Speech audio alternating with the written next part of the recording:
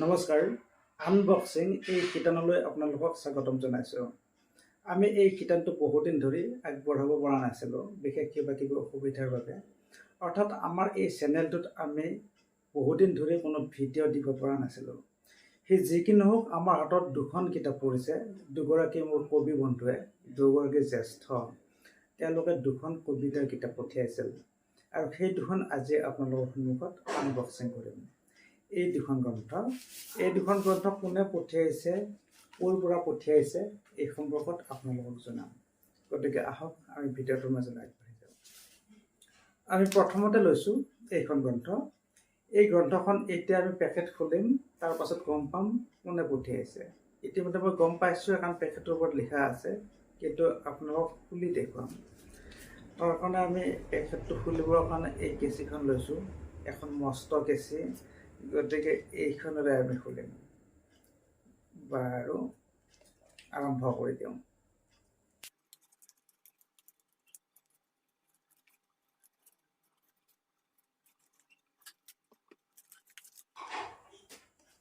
গ্ৰন্থখন হৈছে এইখন গ্ৰন্থ।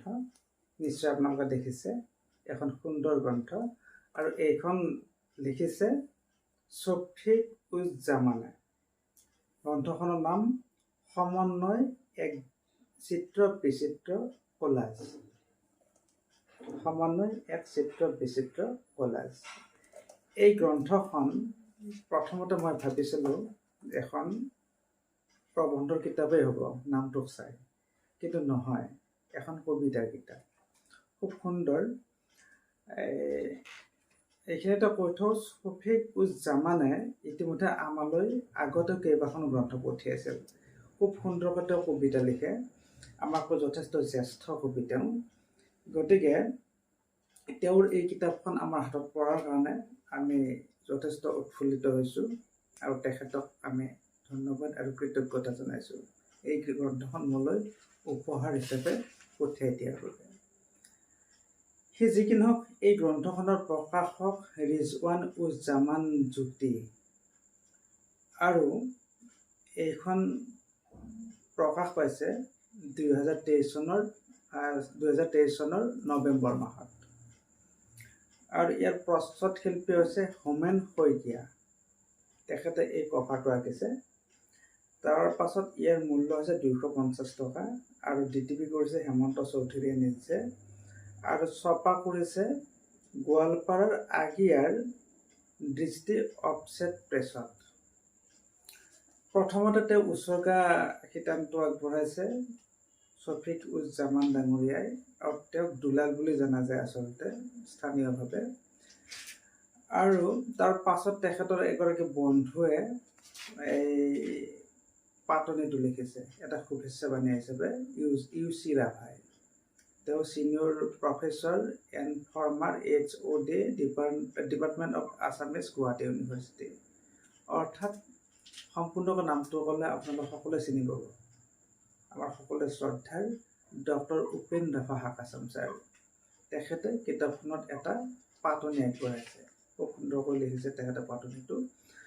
তাৰ পাছত অভিমত শিতানত লিখিছে শফিক-উজ-জামানৰ কবিতা। এইটো শফিক-উজ-জামানৰ কবিতা বুলি কেইটামান পেজ লিখিছে ডক্টৰ ভৱেশ দাসে। তাৰ পাছত মোৰ একাষাৰ। এই মোৰ একাষাৰ শিতানটোত কবিয়ে নিজে কিছু কথা কৈছে, আৰু কবিৰ ঘৰ গোসাইডুবিত, গোৱালপাৰা জিলাৰ। তাৰ পাছত তেওঁ যিটো পেজ আগবঢ়াইছে, এই পেজটো প্ৰকাশকে লিখিছে কবি শফিক-উজ-জামানৰ বিষয়ে কিছু কথা। শফিক-উজ-জামানৰ সম্পূৰ্ণ নামটো হৈছে আবুল ফতেহ মুহাম্মদ শফিক-উজ-জামান, আৰু তেখেতৰ পিতা শামছুল হক। শামছুল হক বুলি ক'লে নিশ্চয় সকলোৱে চিনি পাইছে, ৰাজনীতিত এগৰাকী জ্যেষ্ঠ ব্যক্তি। তেখেত বৰ্তমান নাই যদিও তেখেতৰ কৰ্ম, তেখেতৰ যিটো অৱদান, সেইটো অসমৰ ৰাজনীতিত সকলোৱে গম পায়। তাৰ পাছত ইয়াতে শফিক-উজ-জামানৰ বিষয়ে কিছু কথা লিখা হৈছে। তেখেতে কোনকেইখন কিতাপ লিখিছে তাৰো লিষ্ট এখন দিয়া হৈছে। কিতাপকেইখনৰ নামকেইটা মই বাৰু কৈ দিছোঁ। তেওঁ 4খন কবিতা সংকলন ইতিমধ্যে প্ৰকাশ পাইছে তেওঁৰ।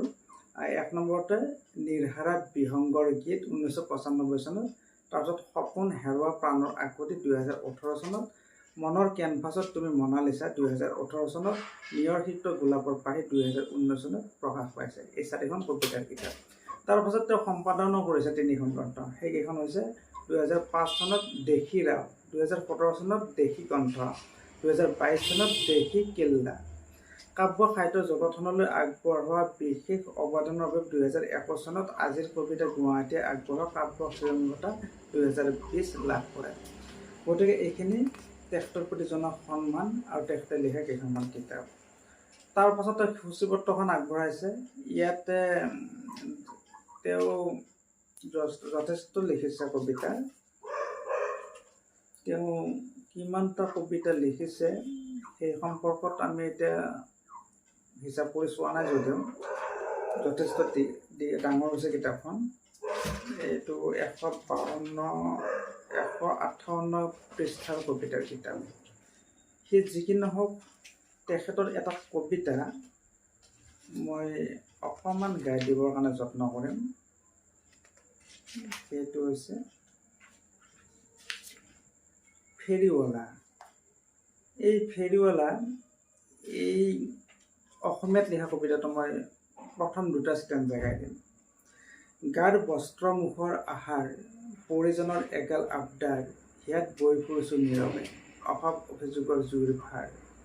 হিন্দু মুছলমান, ভাৰত পাকিস্তান, মন্দিৰ মছজিদত সংঘাত, জেঠুৱা ৰ'দৰ খাওঁ খাওঁ পিঠি পুৰা তাপ, একোৱে নোৱাৰে কৰিব ৰুদ্ধ মোৰ গমনা গমনৰ বাট। তাৰপিছত তেওঁ আৰু লিখিছে, ইয়াত সম্প্ৰীতিৰ এটা ভাৱ আছে কবিতাটোত নিশ্চয়। আৰু এইখিনিতে আমি এটা কথা লক্ষ্য কৰিছোঁ, তেওঁ একাধিক ভাষাত কবিতাবোৰ লিখিছে। যেনে ফেৰীৱালা, এই কবিতাটোৰ অসমীয়াটো লিখিছে, তাৰ পাছত ফেৰীৱালা বুলি বেলেগ এটা ভাষাটো লিখিছে, হয়তো স্থানীয় ভাষা হ'ব।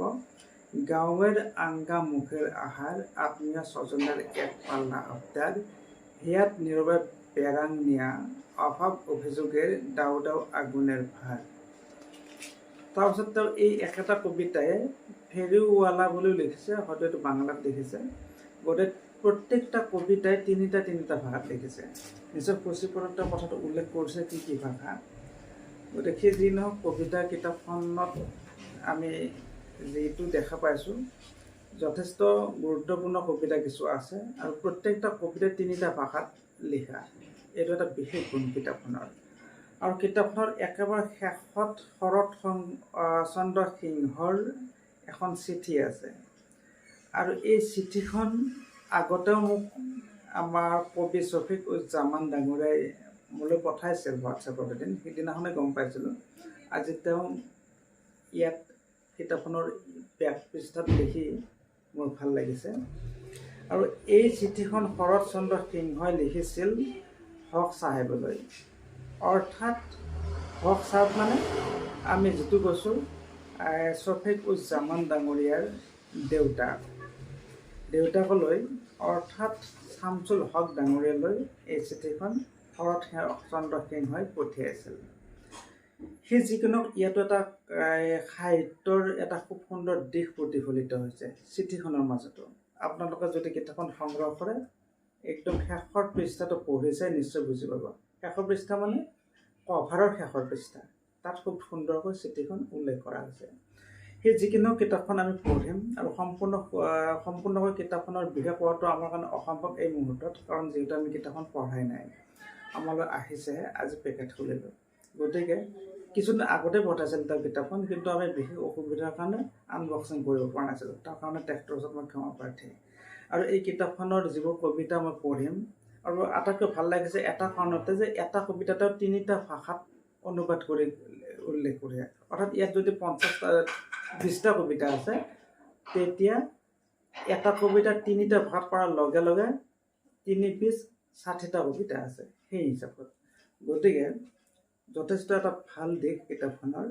আমি কিতাপখন পঢ়িম, পঢ়াৰ পাছত কবিক আমি জনাম কেনে পালোঁ, আৰু নিশ্চয় ভালে লাগিব। তেখেতলৈ আমি শুভকামনা জনাইছোঁ। আকৌ এনেধৰণৰ কবিতা লিখক, আমাৰ পাঠক সমাজলৈ আগবঢ়াওক, আমি তেখেতলৈ শুভেচ্ছা সদায় আগবঢ়াইছোঁ। শুভেচ্ছা আমাৰ একচুৱেলি শ্ৰদ্ধা, কাৰণ আমাৰতো যথেষ্ট জ্যেষ্ঠ কবি, বহু বছৰ আগৰ পৰাও লিখি আহিছে। এই তেখেতৰ কবিতা সম্পৰ্কত ইতিমধ্যে মোৰ ভিডিঅ' এই চেনেলত আছে, আপোনালোকে চালে গম পাব। সেই যিকোনো এইখন কিতাপ আছিল শফিক-উজ-জামানৰ সমন্বয় এক চিত্ৰ বিচিত্ৰ কলাজ। এতিয়া আমি লৈছোঁ আন এখন কিতাপ, সেইখন মোৰ আন এগৰাকী প্ৰিয় কবিৰ। সেই কিতাপখন হৈছে এই পেকেটটো। কোন সেইগৰাকী কবি, আহক আৰু পেকেটটো আনবক্সিং কৰিম। এইবাৰ লৈছোঁ মই কেঁচিখন, এই মস্ত কেঁচি এইখন, সৰুখন ক'ৰবাত হেৰাল বিচাৰি পোৱা নাই। আমাৰ স্থানীয় ভাষাত লোঠা কেঁচি বুলি কওঁ, লোঠা বুলি কওঁ আমি সৰুতে।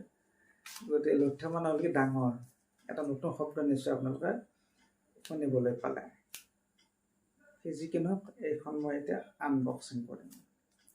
ইমান পেকিং কৰিছে যে কোনফালে কাটিম মই ধৰিব পৰা নাই, ইমান ধুনীয়াকৈ তেওঁ পেকিং কৰিছে।